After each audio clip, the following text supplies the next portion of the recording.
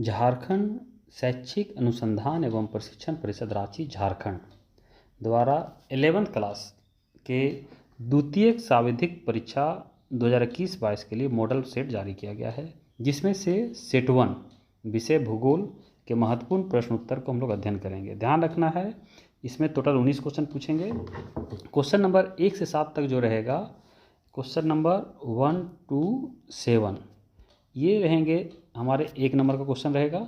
इसमें से 5 का आंसर देना है, ठीक है। तो 1 into 5 इक्वल टू टोटल 5 हो जाता है, यानी कि 1 नंबर का जो क्वेश्चन रहेगा वो 5 रहेगा। पहले 1 नंबर का क्वेश्चन देखें हम। तो पहला क्वेश्चन है, अरब सागर में गिरने वाले 2 नदियों के नाम लिखें। तो अरब सागर में 2 जो महत्वपूर्ण नदी है वो नर्मदा और ताप्ती नदी है। फिगर बना दें हम लोग, छोटा सा एक फिगर जो इंडिया का नीचे का मैप बना देंगे। ये नर्मदा नदी है और ये ताप्ती नदी है। ताप्ती को तापी नदी भी कहा जाता है, एक ही है। नेक्स्ट है, क्षेत्रफल के दृष्टि से सबसे बड़ा भारतीय राज्य कौन है? तो राजस्थान राज्य सबसे बड़ा क्षेत्रफल में, और सबसे छोटा गोवा है, वो भी क्वेश्चन पूछा जा सकता है। नेक्स्ट है, अपवाह तंत्र किसे कहते हैं? तो जब कोई मुख्य नदी अपने सहायक नदियों के साथ उस क्षेत्र विशेष के वर्षा जल को लेकर प्रवाहित होते हुए सागर में मिल जाती है, उस पूरे क्षेत्र को उस नदी का अपवाह तंत्र या अपवाह द्रोणी कहते हैं। जैसे गंगा नदी अपवाह तंत्र, सिंधु नदी अपवाह तंत्र, स्वर्णरेखा नदी अपवाह तंत्र इत्यादि। एक फिगर बना देना है। इस फिगर में हम लोग देख सकते हैं कि ये बीच में मुख्य नदी है, इसका ये उद्गम स्थल है, ये मुहाना है, और ये सब इसकी सहायक नदियाँ हैं। ये जो पूरा क्षेत्र है, ये क्षेत्र पूरा ये इस नदी का अपवाह तंत्र कहलाता है। नेक्स्ट क्वेश्चन है, बांगर क्या है? तो नदियों द्वारा निर्मित पुराने जलोढ़ मिट्टी को बांगर कहते हैं। इसका निर्माण प्लीस्टोसीन काल में हुआ है। यहाँ और लिख सकते हैं कि यहाँ बाढ़ का पानी नहीं पहुँचता है, ये कम उपजाऊ होता है, ये सभी पॉइंट लिख सकते हैं। नेक्स्ट है, भारत का अक्षांशीय एवं देशांतरीय विस्तार लिखें। तो भारत का अक्षांशीय विस्तार 8 डिग्री 4 मिनट उत्तरी से 37 डिग्री 6 मिनट उत्तरी अक्षांश तक। अब भारत का देशांतरीय विस्तार 68 डिग्री 7 मिनट पूर्वी से 97 डिग्री 25 मिनट पूर्वी देशांतर तक है। एक छोटा सा हम लोग ड्रॉ भी कर सकते हैं, ये देख सकते हैं, ये हमारा अक्षांश रेखा है, तो 8 डिग्री 4 मिनट उत्तरी का है, ये 37 डिग्री 6 मिनट उत्तरी का है। पूरब में देखें तो 68 डिग्री 7 मिनट पूर्वी है और 97 डिग्री 25 मिनट पश्चिमी, बीच में ये हमारा भारत देश आता है। तो छोटा सा है, ये ड्रॉ भी आसानी से कर सकते हैं। नेक्स्ट है, सारगेसो सागर क्या है? तो अटलांटिक महासागर में गल्फ स्ट्रीम, किनारी धारा और उत्तरी विषुवतीय धारा के बीच स्थित शांत एवं स्थिर जल क्षेत्र को सारगेसो सागर कहते हैं। इस सागर का नाम वहाँ पाए जाने वाले सारगेसम घास, ये पुर्तगाली भाषा का शब्द है, के कारण पड़ा है। फिगर देखें हम लोग, तो ये देख रहे हैं बीच में, ये सारगेसो सागर है। इधर गल्फ स्ट्रीम धारा है, ये धारा गल्फ स्ट्रीम जो यहाँ से इधर प्रवाहित होती है। नीचे देखें हम लोग ये, तो ये उत्तरी विषुवतीय धारा है जो इससे प्रवाहित होती है विषुवत रेखा के उत्तर की ओर, और इधर है किनारी धारा। इस बीच में ये शांत क्षेत्र है, यहीं पर बरमुडा ट्रायंगल पाया जाता है, जहाँ की अभी भी सस्पेंस बना हुआ है कि वहाँ पे आखिर इतना आकर्षण क्यों है। तो यही है सारगेसो सागर। फिगर कोशिश करें, फिगर बना दिया करें एग्जाम में, तो मार्क्स 100% आने की संभावना रहती है। नेक्स्ट है, जल संभर से आप क्या समझते हैं? तो छोटे नदी के अपवाह क्षेत्र को जल संभर कहा जाता है। यह नदी द्रोणी की तुलना में बहुत छोटी होती है। वर्तमान समय में जल संभर पर अतिक्रमण होते जा रहा है, इसे बचाना अति आवश्यक है। अगला क्वेश्चन, पृथ्वी को नीला ग्रह क्यों कहा जाता है? तो जल संपूर्ण सौरमंडल में केवल पृथ्वी पर पाया जाता है, बाकी सब जो खोजा जा रहा है, कभी मंगल में, कभी चंद्रमा पर, लेकिन अभी 100% कन्फर्म नहीं हुआ है। तो जल द्वारा ही यहाँ जीवन संभव हुआ है, बाकी सब में जल है ही नहीं तो जीवन नहीं हो पा रहा है। तो पृथ्वी के सतह का लगभग क्या है 71% भाग जल से ढका है। इस कारण बाहरी स्थान से यह नीला दिखाई पड़ता है, इसलिए पृथ्वी को नीला ग्रह कहा जाता है। अगला क्वेश्चन है, पारिस्थितिकी से आप क्या समझते हैं? तो जीव और पर्यावरण के बीच के पारस्परिक संबंधों को पारिस्थितिकी कहा जाता है। इसको इंग्लिश में इकोलॉजी कहते हैं। तो पारिस्थितिकी जो है या इकोलॉजी शब्द का सर्वप्रथम प्रयोग अर्नेस्ट हैक्कल ने किया था। पारिस्थितिकी के 2 महत्वपूर्ण घटक हैं, जैव घटक और अजैविक घटक। जैविक घटक के अंतर्गत जीव समुदाय, वनस्पति समुदाय, सूक्ष्म जीव और मनुष्य आते हैं। जबकि अजैव घटक के अंतर्गत प्रकाश, ताप, आर्द्रता, हवा, स्थलाकृति, मिट्टी, ये सब आते हैं। नेक्स्ट है जैव मंडल से आप क्या समझते हैं? तो स्थल मंडल, जल मंडल और वायुमंडल का सम्मिलित रूप जहाँ जीव जंतु निवास करते हैं उसे जैव मंडल कहते हैं। जैव मंडल के जो मूल घटक हैं वो जैविक घटक, अजैविक घटक, ऊर्जा घटक, ये सब आते हैं। एक छोटा सा फिगर बना देंगे। ये स्थल मंडल है जहाँ पेड़ पौधे पाए जाते हैं। ये जल मंडल है, मछली वगैरह जीव पाए जाते हैं। ये वायुमंडल है, पक्षी लोग उड़ते हैं। तो ये सब का जो देख रहे हैं सम्मिलित रूप जैव मंडल है। इसमें जल मंडल के प्रभाव है, वायुमंडल के प्रभाव है और स्थलमंडल का भी प्रभाव है। नेक्स्ट क्वेश्चन है नदियों के किन्हीं 5 महत्व को लिखें। तो भारत में नदियों तथा उनके सहायक नदियाँ, इसमें जो 1.6 किलोमीटर से लंबी नदी है उसको इसमें काउंट किया गया है। तो से अधिक जो है की कुल संख्या 1360 है। ठीक है, यानी कि नदियों की कुल संख्या अगर देखा जाए तो 10,360 टोटल है। इस प्रकार से भारत नदी के रूप में एक समृद्ध देश है। नदियों के महत्व के बाद पॉइंट देखें हम लोग। तो भारत में नदियों के 5 महत्व निम्न हैं। 5 से अधिक लिखा हुआ है, तो इनमें से कोई भी 5 महत्व आप एग्जाम में लिख सकते हैं। क्या है महत्व? तो सभ्यता का विकास, हम लोग जानते हैं हड़प्पा सभ्यता या मेसोपोटामिया की सभ्यता सब नदी के किनारे हुआ है। नेक्स्ट पेयजल की आपूर्ति, पीने के पानी की जो आपूर्ति होती है वो नदी से होती है। मछली पालन, जानते हैं हम लोग नदी में मछली पालन किया जाता है, वहाँ से मछली मारा जाता है। नेक्स्ट है जल विद्युत का उत्पादन, तो नदियों के जल से ही जल विद्युत का उत्पादन किया जाता है। सिंचाई की सुविधा, नदियों से नहर निकाल के सिंचाई किया जाता है आसपास में। नौ परिवहन की सुविधा, जैसे गंगा नदी, ब्रह्मपुत्र नदी, बहुत सारे साउथ की नदियाँ हैं उसमें नौ परिवहन की सुविधा उपलब्ध है। जलोढ़ मिट्टी का निर्माण, हम लोग जब मिट्टी में पढ़ चुके हैं कि जब मिट्टी का जो निर्माण होता है जलोढ़ मिट्टी का वो नदियों द्वारा ही होता है निक्षेपण से। भूमिगत जल का पुनर्भरण, जो वाटर लेवल है ग्राउंड वाटर लेवल, उसको भी रिचार्ज जो है नदी के जल द्वारा हो जाता है। और लास्ट है धार्मिक दृष्टि से पवित्र स्नान, हम लोग जानते हैं बहुत सारे धार्मिक में जैसे कुंभ स्नान वगैरह, तो पवित्र स्नान भी नदियों में किया जाता है। तो इस प्रकार से इसका महत्व है। जो इम्पोर्टेंट लगे 5 महत्व इसमें से कोई भी एग्जाम में आप लिख सकते हैं। नेक्स्ट है बांगर और खादर में अंतर स्पष्ट करें। तो बांगर और खादर को विभिन्न आधारों पर बांटा गया है। पहले काल के आधार पर देखें तो इसका निर्माण प्लीस्टोसीन काल में हुआ है, जबकि खादर का निर्माण प्लीस्टोसीन काल से वर्तमान तक जारी है। समय देखें तो पुराने जलोढ़ मिट्टी को बांगर कहते हैं, जबकि नवीन जलोढ़ मिट्टी को खादर कहा जाता है। बाढ़ के रूप में देखें तो यहाँ तक बाढ़ का पानी नहीं पहुँच पाता है और खादर तक बाढ़ का पानी प्रत्येक वर्ष पहुँच जाता है। उपजाऊपन में देखें तो तुलनात्मक रूप से कम उपजाऊ होता है और खादर जो है ये बहुत ही अधिक उपजाऊ होता है।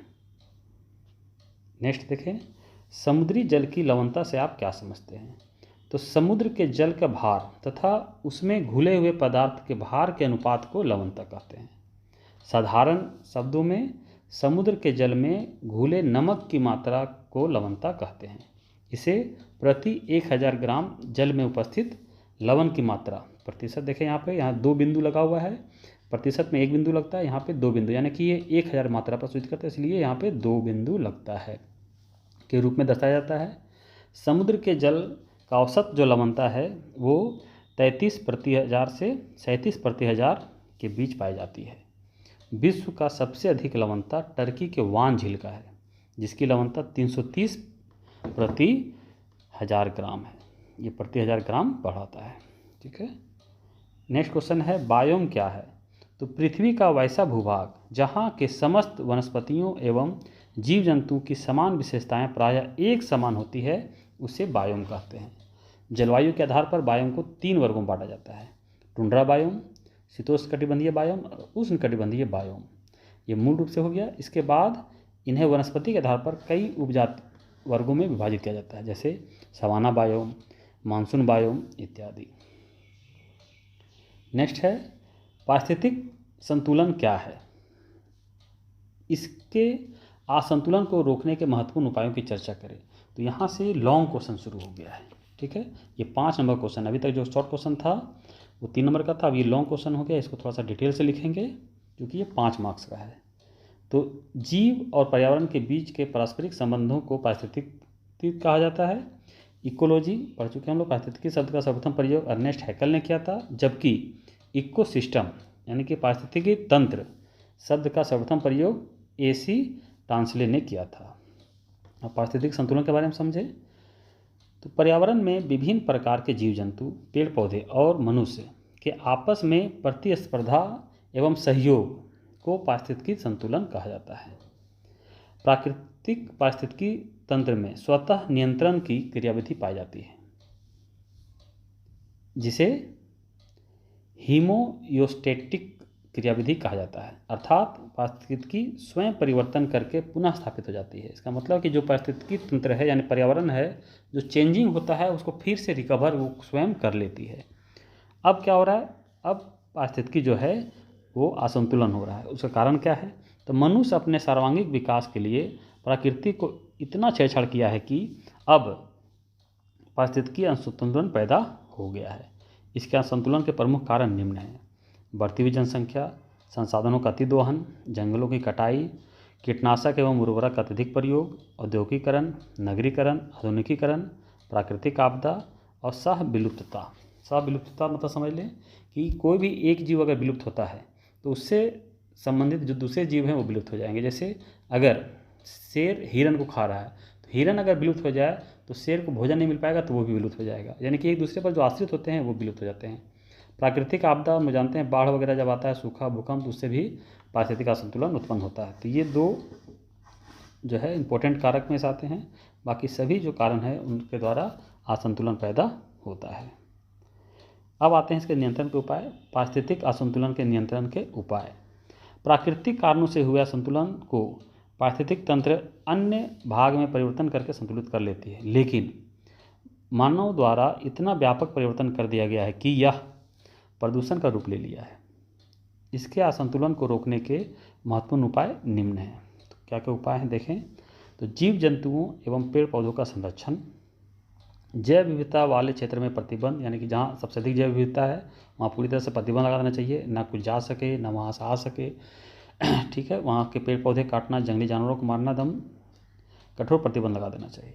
नेक्स्ट है वन लकड़ी एवं वन्य जीव के स्थानीय एवं अंतर्राष्ट्रीय व्यापार पर प्रतिबंध।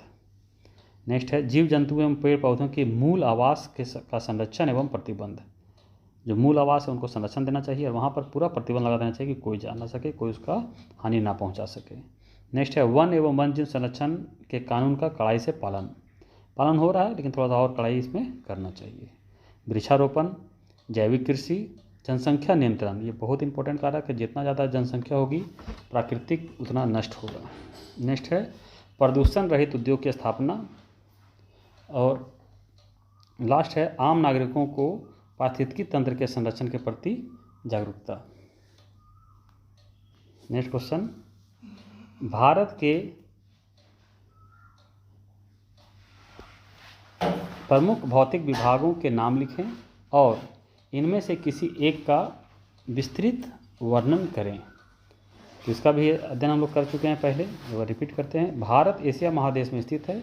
इसका विस्तार 8 डिग्री 4 मिनट उत्तरी अक्षांश से 37 डिग्री 6 मिनट उत्तरी अक्षांश तक तथा 68 डिग्री 7 मिनट पूर्वी देशांतर से 97 डिग्री 25 मिनट पूर्वी देशांतर तक है। यह लगभग 32,87,263 वर्ग किलोमीटर क्षेत्र में फैला हुआ है। भारत के प्रमुख भू आकृति निम्न हैं। उत्तर एवं उत्तर पूर्वी पर्वतमाला, जो कि हिमालय पर्वत श्रृंखला कहते हैं। उत्तरी भारत का मैदान, प्रायद्वीपीय पठार, भारतीय मरुस्थल, तटीय मैदान और द्वीप समूह। ये फिगर है बना हुआ। इस फिगर को भी एग्जाम में बनाने का प्रयास करें, जरूर बनाएं। इससे मार्क्स 5 में 5 आने की संभावना बढ़ जाती है। इस फिगर में देखते हैं, ये हमारा उत्तर एवं उत्तर पूर्वी पर्वतमाला है, ये उत्तर भारत का मैदान है, यह प्रायद्वीपीय पठार है, ये भारतीय मरुस्थल है, ये तटीय मैदान और ये द्वीप समूह है। इसमें किसी एक का वर्णन करना है तो एक का वर्णन करते हैं। उत्तर भारत का मैदान का वर्णन करते हैं हम। हिमालय पर्वतमाला और प्रायद्वीपीय पठार के बीच उत्तरी मैदान का विस्तार है। इस मैदान का निर्माण जो है गंगा, सिंधु, ब्रह्मपुत्र नदियों के निक्षेपण से हुआ है। इसका विस्तार 3200 किलोमीटर लंबे और 1500 से 300 किलोमीटर चौड़े क्षेत्र में लगभग 7.5 लाख किलोमीटर क्षेत्र में फैला हुआ है। यहाँ वर्ग छुटा हुआ है, 7.5 लाख वर्ग किलोमीटर क्षेत्र में फैला हुआ है। उत्तर उत्तरी मैदान की मिट्टियों की विशेषता के आधार पर 4 वर्गों में बांटा गया है: भाबर, तराई, जलोढ़ प्रदेश और डेल्टा। भाबर प्रदेश, जिसको भाबर प्रदेश भी कहते हैं, तो शिवालिक से सटा हुआ भाग जहाँ नदियों के निक्षेपण से जमा हुए छोटे बड़े पत्थर के टुकड़े से निर्मित प्रदेश को भाबर प्रदेश कहते हैं। यह प्रदेश लगभग 8 से 10 किलोमीटर चौड़े क्षेत्र में हिमालय के समानांतर फैला हुआ है। इस प्रदेश में नदियाँ प्रायः विलुप्त हो जाती है। तराई प्रदेश, भाबर प्रदेश के बाद तराई प्रदेश का विस्तार है। यह लगभग 10 से 20 किलोमीटर चौड़े क्षेत्र में है। इस प्रदेश में नदियाँ पुनः धरातल पर नजर आने लगती है। जलोढ़ प्रदेश, जलोढ़ मिट्टी के निर्मित प्रदेश को जलोढ़ प्रदेश कहते हैं। इस प्रदेश को दो भाग बांटा जाता है: बांगर और खादर। इसका चर्चा हम लोग कर चुके हैं। नेक्स्ट, डेल्टा, नदियों के सागर में मिलने से पहले अंतिम रूप से निक्षेपित प्रदेश को डेल्टा प्रदेश कहा जाता है। यह लगभग त्रिभुजाकार होता है। इसका शीर्ष नदी की ओर और आधार सागर की ओर होता है। गंगा ब्रह्मपुत्र द्वारा निर्मित डेल्टा, जिसे सुंदरवन का डेल्टा कहा जाता है, और विश्व का सबसे बड़ा डेल्टा है। क्वेश्चन नंबर 17 देखें हम लोग। मृदा अपरदन क्या है? इसके रोकथाम के उपाय बताएं। तो मिट्टी का कटाव मृदा अपरदन कहलाता है, अर्थात मिट्टी के ऊपरी परत का हटना या मिट्टी के उर्वरा शक्ति में कमी होना मृदा अपरदन कहते हैं। वर्तमान समय में मिट्टी के ऊपरी परत के कटाव के साथ साथ मृदा प्रदूषण भी एक गंभीर समस्या बन गई है, जिसका कुप्रभाव कृषि उत्पादन के साथ साथ पर्यावरण असंतुलन पर भी पड़ रहा है। अब मृदा अपरदन रोकने के उपाय देखें। तो मृदा अपरदन रोकथाम के लिए निम्न उपाय करना अति आवश्यक है। क्या क्या उपाय है? तो पर्वतीय और पठारी क्षेत्रों में सीढ़ीनुमा खेती, वृक्षारोपण, अतिचारण से बचाव, समोच्च जुताई, 15 से 20% ढाल प्रवणता वाले भूमि उपयोग नहीं करना, स्थानांतरित कृषि पर प्रतिबंध, सामाजिक वानिकी कार्यक्रम, मरुस्थलीय प्रदेशों में वृक्षों की मेखला लगाकर, कृषि अनुत्पादक भूमि पर चारागाह के निर्माण करके, भूमि उपयोग के समन्वित योजना बनाकर, मिश्रित कृषि एवं बहुफसली कृषि को बढ़ावा देकर, भारत सरकार के केंद्रीय मृदा संरक्षण बोर्ड के सलाह मानकर, आम नागरिकों को जागरूक बनाकर, समय समय पर मिट्टी की जांच कराकर, इन सभी उपायों को अपनाकर हम लोग मिट्टी का संरक्षण कर सकते हैं। अब क्वेश्चन नंबर 18 देखें। उत्तर भारतीय नदियों की महत्वपूर्ण विशेषताएं क्या है? ये प्रायद्वीपीय भारत की नदियों से किस प्रकार भिन्न है? तो उत्तर भारत की नदियों का उद्गम हिमालय पर्वत से हुआ है। ये नदियाँ सालों भर प्रवाहित होती है। इन नदियों का निर्माण हिमालय के निर्माण से पूर्व हुआ माना जाता है। उत्तर भारत की नदियाँ और प्रायद्वीपीय भारत की नदियों में निम्न प्रकार से भिन्न है। तो इसके अंतर को हम लोग विभिन्न आधारों पर देखें। हम लोग उद्गम स्थल के आधार पर तो हिमालय से निकलती है, ये अरावली, पश्चिमी घाट एवं सतपुड़ा, महादेव, मैकाल श्रेणी से निकलती है। प्रवाह देखें हम लोग तो सदावाहिनी अर्थात सालों भर प्रभावित होती है। ये मौसमी अर्थात वर्षा ऋतु में प्रभावित होती है। जल स्रोतों के आधार पर देखें तो इन नदियों का जल जो है हिम और वर्षा दोनों से प्राप्त करता है, जबकि प्रायद्वीपीय भारत में नदियों का जल केवल वर्षा से प्राप्त होता है। जलग्रहण क्षेत्र देखें तो बहुत बड़ा पौधरोनी है, इसका अपेक्षाकृत छोटा पौधरोनी है। अवस्था देखें तो यह युवावस्था में है, ये प्रौढ़ावस्था में है। प्रमुख नदी देखें तो गंगा, सिंधु, ब्रह्मपुत्र इत्यादि प्रमुख नदियाँ होता है भारत की। इसमें देखें तो गोदावरी, महानदी, कृष्णा, कावेरी, नर्मदा, तापी सब नदियाँ हैं प्रायद्वीपीय भारत की। और लास्ट क्वेश्चन है कि भारत का मानचित्र बनाकर निम्न को दर्शाना है। नर्मदा ताप्ती नदी, कोरोमंडल तट, चिल्का झील, लक्षद्वीप और अंडमान निकोबार द्वीप समूह। तो इस मैप में देख सकते हैं हम लोग कि ये नर्मदा है नदी, ये ताप्ती नदी है, ये चिल्का झील यहाँ पे है, यहाँ से यहाँ तक जो तट है ये कोरोमंडल तट कहलाता है। ये जो है द्वीप समूह ये लक्षद्वीप है, और ये जो द्वीप समूह है ये अंडमान निकोबार है। इस प्रकार से सेट 1 कंप्लीट हुआ। ध्यान रखें कि तीनों सेट का वीडियो तो हम देंगे ही, साथ में हर चैप्टर का एक वीडियो देंगे जिसमें आप लोग हर चैप्टर का बारीकी से अध्ययन करें और प्रयास करें कि सभी क्वेश्चन को अच्छी तरह से नोट कर लें, कॉपी में अच्छी तरीक़े से याद कर लें, जिससे कि एग्ज़ाम में हम लोग 100% मार्क्स पा सकें। धन्यवाद।